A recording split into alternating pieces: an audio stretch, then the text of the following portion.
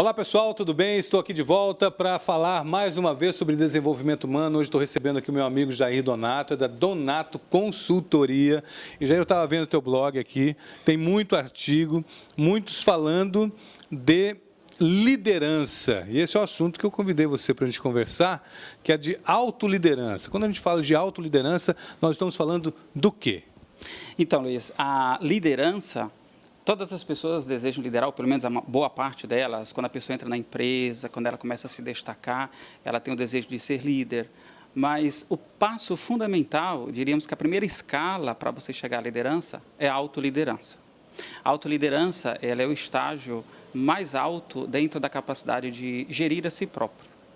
Existem alguns passos básicos para você conquistar a autoliderança. Nós convivemos com muitas pessoas que ocupam posições de liderança dentro das organizações, né, posições de chefia, mas que não atuam como líderes. E um dos fatores é por não ter consciência da liderança de si mesmo. Muitas pessoas, elas se dirigem aos outros, muitas organizações têm a cultura mais da punição do que do reconhecimento, por falta de uma liderança eficaz. E a autoliderança é o primeiro passo para quem quer se tornar líder. Existem alguns passos. Vamos ver o primeiro deles. O autoconhecimento. Para você gerir bem a si mesmo, é claro, você precisa se conhecer bem. Nas andanças de Sócrates, ele descobriu lá num dos templos a frase, conheça-te a ti mesmo. Mas essa é uma caminhada quase inglória, porque é muito complicado você se conhecer, uma vez que nós estamos em constante mudança. O ser humano está em constante mutação. É verdade. O ser humano é uma complexidade que não tem um fim, né? Nós não estamos prontos.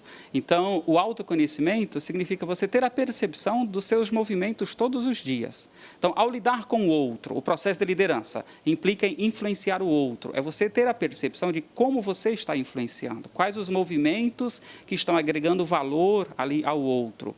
A autopercepção, ela começa você começa a perceber os seus sentimentos, os seus impulsos. Um dos passos da autoliderança também é o autocontrole. Então, como que são os seus impulsos, o nível de quociente emocional, o quanto das suas emoções você consegue perceber, o quanto dos seus impulsos você consegue controlar.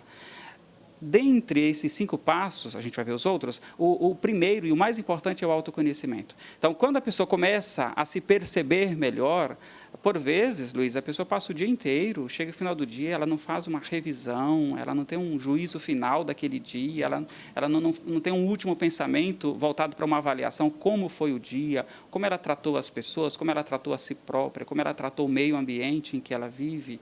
Então, e aí ela acorda no dia seguinte e repete o mesmo movimento, e ela passa a viver uma vida dentro de um ciclo em que ela pouco percebe sobre si. Quando ela vai receber um feedback, ela não aceita. Se alguém, né, denota algo que ela tenha que mudar, ela não aceita, porque ela não se percebe. Do que você está falando? Né? Por aí. Então, ela explosão total, sem assimilação nenhuma. Ela se recusa a perceber aquilo. Então, após esse processo do autoconhecimento, que ele é longo, você não vai, com um curso, você não vai se autoconhecer tão bem, né? Com um ano você não vai. É um processo longo. Às vezes a gente tem o hábito de dizer, eu conheço fulano, eu me conheço. Será mesmo? Né? Será mesmo? Diante de uma pressão, diante de um conflito, você tem noção da maneira como você pode reagir? E hoje a gente vive, falando do mercado, do mundo organizacional, a gente vive num mundo de pressão, num mundo de mutação, num mundo de desconstrução, num mundo de descontinuidade. E se a gente não tiver uma percepção sobre nós mesmos, fica difícil se adaptar a este mundo. Então, o autoconhecimento é fundamental para a autoliderança, ou seja, para desenvolver a liderança de si mesmo. Segundo passo é um propósito de vida para você desenvolver a autoliderança. Nós encontramos muitas pessoas que até querem crescer na organização, onde trabalham, mas elas não têm um propósito. Tem pessoas, crescer para quê? Onde eu vou chegar? Sim, tem pessoas que, se você perguntar para que você nasceu, elas não sabem. Né? Por que você está aqui, elas não sabem. Então, não tem um propósito de vida. Então, elas não têm uma missão, elas não sabem para que vivem. E a partir do momento que você tem um propósito de vida, você desenvolve uma outra habilidade que é uma visão de futuro. Eu preciso ter noção que o que eu faço hoje, isso vai gerar um impacto não só em curto, mas como médio e em longo prazo. Então, a visão de futuro é fundamental, principalmente nesse processo da autoliderança, quando eu tenho o desejo de liderar pessoas, desenvolver pessoas. Eu preciso ter uma visão de futuro. A maneira como eu lido com as pessoas, a maneira como eu lido com os fatos, com as situações, isso terá reações no futuro. Então, é muito importante a visão de futuro. E, em seguida, o planejamento. Passo 3. O próximo passo é o planejamento. Então, nós tivemos aí o autoconhecimento, o propósito de vida e o planejamento. Antes disso, a visão de futuro. Então, esse é o passo 4. Então, o planejamento, Luiz, nós vivemos uma sociedade que a gente não tem muita cultura de planejar. Já percebeu isso? Confúcio já dizia, quando você não sabe aonde quer ir, qualquer caminho levará a lugar nenhum. A gente, por vezes, vive muito mais a cultura do Zeca Pagodinho, né? Deixa a vida me levar, do que realmente planejar. Planejar consiste em você definir o que você quer, como você quer, quando, quanto, quem. Colocar no papel, né? Porque às vezes a pessoa fica com aquele planejamento mental e ele não funciona, porque a mente, né? O pensamento muda. Não funciona. Eu trabalho muito com projeto de vida e eu sempre digo o seguinte: alguém dizer para mim que tem um projeto de vida, um planejamento na cabeça, eu já dou uma devolutiva. Isso é o princípio da autossabotagem. Nosso cérebro trabalha com prioridade. Não tem como você ter um projeto, um planejamento da sua vida na cabeça, no cérebro. Então, isso é no papel. E tem todo um significado. Quando você registra no papel, o seu cérebro encara isso como uma realidade. Sua identidade está no papel, seu certidão de nascimento está no papel. Porque quando você coloca no papel, isso implica em objetividade. O que? Quando, como, quanto. Quando você, não basta ter a visão de futuro, que é o passo anterior, nem um propósito de vida, se você não planeja isto. Né? Não basta saber o que você quer, como é que você vai chegar até lá. Muitas pessoas até sabem o objetivo que elas querem para a vida delas, mas elas não definem uma meta, um caminho para chegar até lá. E é o planejamento é um método para que você defina o caminho para te levar até o seu objetivo. E aí, por fim, o último passo, que é o quinto, é você ter o autocontrole para você chegar à liderança.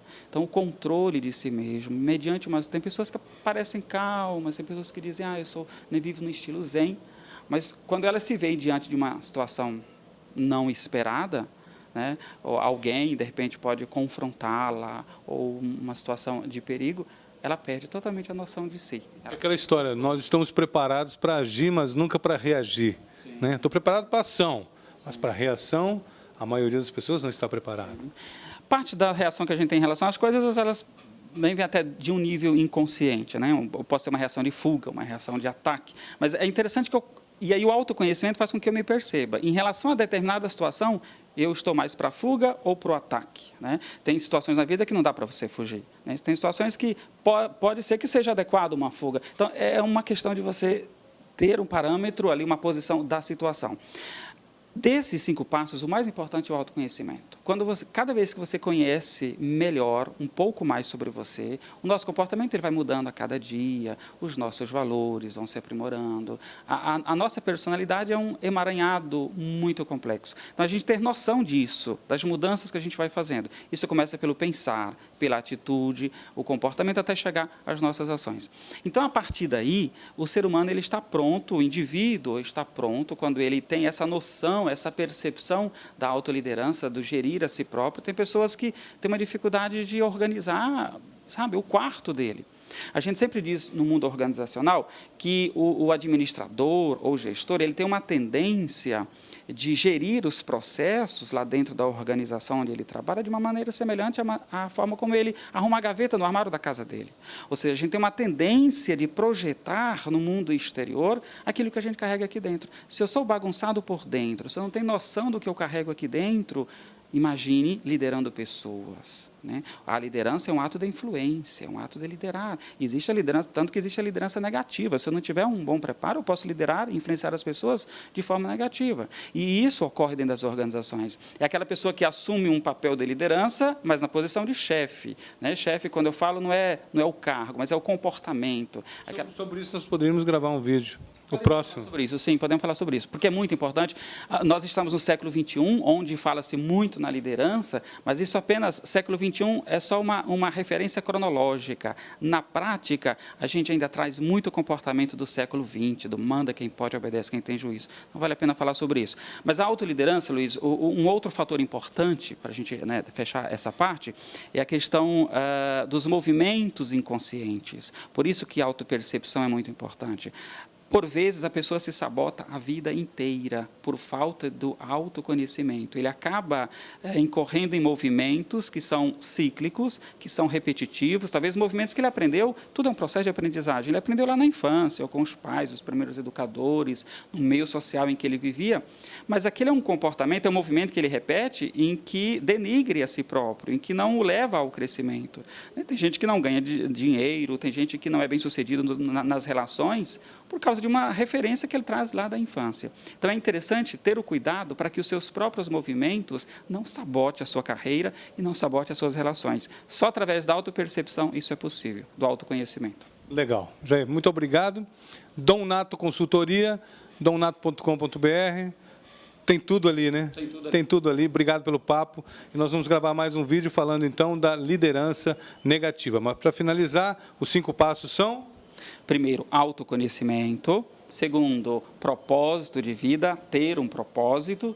Terceiro, uma visão de futuro. Quarto passo, o planejamento daquilo que você quer para você, para a sua vida. E o último passo, o controle. Controle das suas emoções, dos seus impulsos, o controle de si mesmo. Legal. Eu adorei o papo, espero que você tenha gostado também. E até a próxima.